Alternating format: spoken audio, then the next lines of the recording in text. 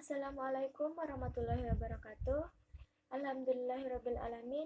Assalatu wassalamu ala asrafil anbiya'i wal mursalin Sayyidina Muhammadin wa ala alihi wa sahbihi ajma'in, amma ba'du. Perkenalkan, nama saya Yunisa Afriani dengan NIM A1C020265 dari Prodi S1 Akuntansi Fakultas Ekonomi dan Bisnis Universitas Mataram. Pada kesempatan kali ini, pada tugas mata kuliah agama ini, saya akan menyampaikan kultum yang berjudul Melemahnya Literasi Baru dalam Islam. Apa sih literasi Islam? Secara etimologis, literasi adalah berasal dari bahasa Latin yaitu literatus, yang artinya orang yang belajar. Dalam hal ini, literasi sangat berhubungan dengan proses membaca dan menulis.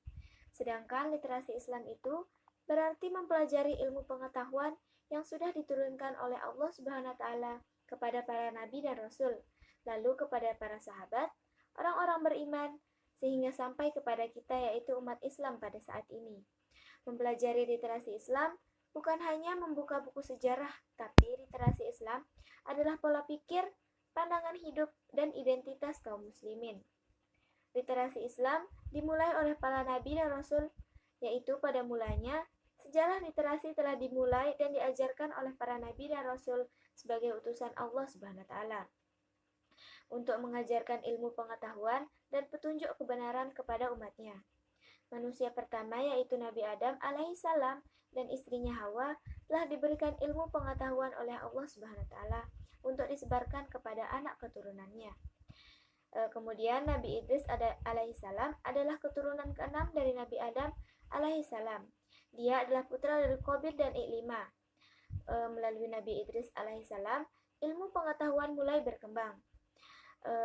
Pada mulanya, ia pandai membaca dan menulis, fasih berkomunikasi dengan 72 kabilah, yaitu dialek mereka sendiri-sendiri. Nabi Idris sendiri lincah merancak kuda, mahir menjahit pakaian, ahli dalam ilmu falak, matematika, dan giat melaksanakan berbagai proyek pembangunan. Hal ini dengan kata asal nama Nabi Idris alaihissalam yaitu darasa yang artinya belajar. Nabi Idris disebut juga sebagai bapak ilmu pengetahuan. Kemudian para nabi dan rasul selanjutnya mewariskan ilmu literasi pada pendahulunya untuk bekal hidup bagi umat manusia. Sampai kepada Nabi Ibrahim alaihissalam sebagai bapak peradaban dan bapak para nabi. Sebab jasa-jasa beliau terhadap peradaban umat manusia dan khususnya umat Islam sangatlah besar. Umat sebelumnya memang sudah memiliki budaya, tapi belum memiliki peradaban. Nabi Ibrahim alaihissalam mengajarkan ilmu tauhid, rasa toleransi yang tinggi, bidang ilmu pendidikan, dan sebagainya. Sehingga Allah Subhanahu wa taala mengangkatnya sebagai imam atau pemimpin umat manusia.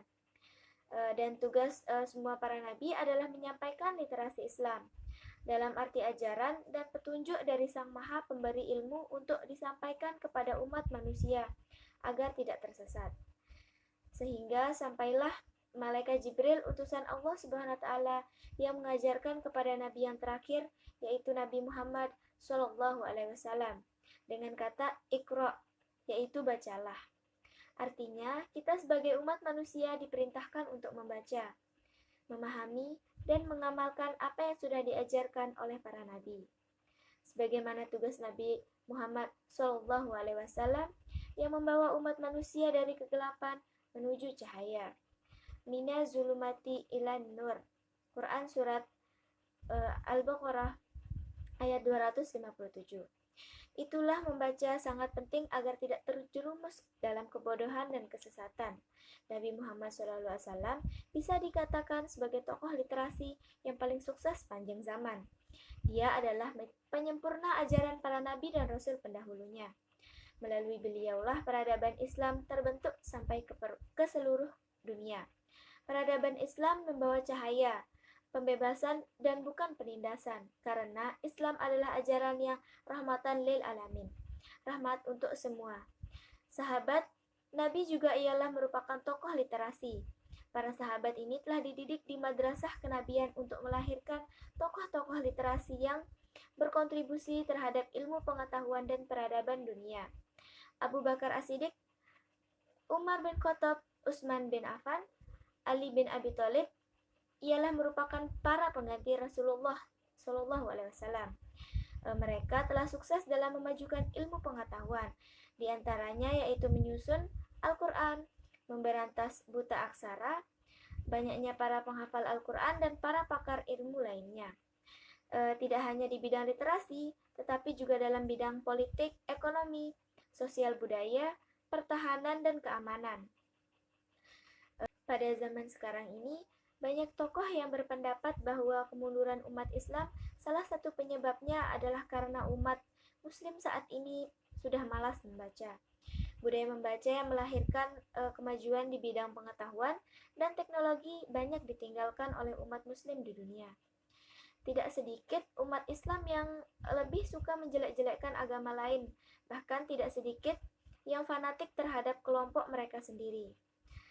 Mereka tidak punya rasa malu menuduh saudara muslim sendiri sebagai seorang Yahudi atau dengan sebutan kafir. Apalagi kalau sudah ngomongin politik, mereka tuh cerewet. Banyak di sosmed, langsung banyak ribut, saling cela, gibah, bahkan saling fitnah.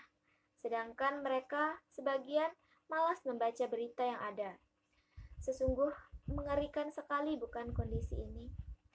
Hal ini tentu saja sangat jauh sekali dari ajaran Islam yang mewajibkan umatnya untuk rajin membaca. Sebagaimana ayat pertama dalam Al-Quran yang diturunkan yang berbunyi Iqra yang sudah saya jelaskan tadi. Malasnya umat Islam membaca menjadikan pola pikir dan pemikiran mereka serta pengetahuan mereka menjadi dangkal, serta mudah emosi dan mudah terprovokasi. Bahkan yang paling ditakutkan jika terjadi kekurang tahuan sekelompok muslim, mereka hanya dijadikan sebagai alat politik untuk mendukung partai tertentu.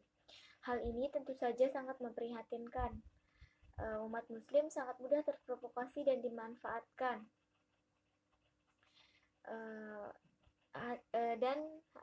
Hal tersebut bertujuan untuk mendapatkan kekuasaan dari partai elit tertentu. Sedangkan umat muslim lain, selain mereka membaca buku setiap harinya, mereka juga menciptakan teknologi dan melakukan berbagai penelitian untuk menguasai ilmu pengetahuan serta ekonomi dunia. Dari sinilah sebenarnya penyadaran dan pentingnya aktivitas membaca untuk umat muslim diperlukan.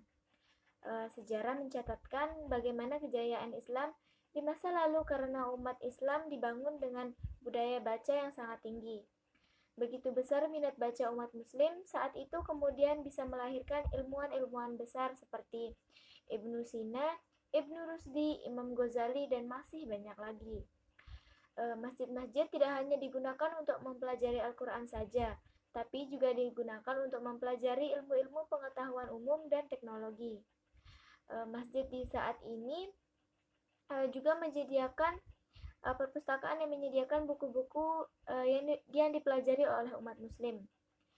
Masyarakat Indonesia yang mayoritas muslim ternyata juga memiliki budaya baca yang masih rendah jika dibandingkan dengan negara lain. Hal ini tentu berparah dengan masih minimnya fasilitas-fasilitas perpustakaan yang dikelola dengan baik, sehingga masyarakat menjadi tidak tertarik untuk datang ke perpustakaan. Di zaman atau di era kejayaan Islam dahulu, hampir setiap masjid memiliki perpustakaan. Namun sekarang benar-benar teramat sangat tragis dan menyedihkan. Di saat ayat pertama Al-Quran memerintahkan agar umat Islam membaca, tapi ironisnya teramat sangat banyak umat muslim justru banyak yang malas membaca. Entah sampai kapan umat muslim akan tersadarkan dengan kondisi yang teramat sangat memilukan ini. Dalam konteks saat ini, gerakan literasi menjadi penting dan harus terus disosialisasikan kepada semua elemen masyarakat. Hal ini dikarenakan kegiatan literasi adalah hak setiap orang untuk terus belajar dan berkarya di sepanjang hidupnya. Dengan terpenuhinya kemampuan literasi sosial, diharapkan kualitas hidup masyarakat semakin baik. Kualitas hidup tentunya tidak hanya menyangkut peningkatan kesejahteraan secara ekonomis, tetapi juga peningkatan kemampuan dalam bernalar dan berinteraksi sosial. Dengan kemampuan literasi yang memadai, masyarakat diharapkan mampu berpikir jernih, memahami akar persoalan, serta komprehensif, bersikap toleransi, dan tidak bersikap arogan. Dan yang paling terpenting adalah menaati aturan-aturan agama dan sosial untuk keteraturan hidup manusia secara keseluruhan. Mungkin sekian yang dapat saya sampaikan, kurang lebihnya saya mohon maaf.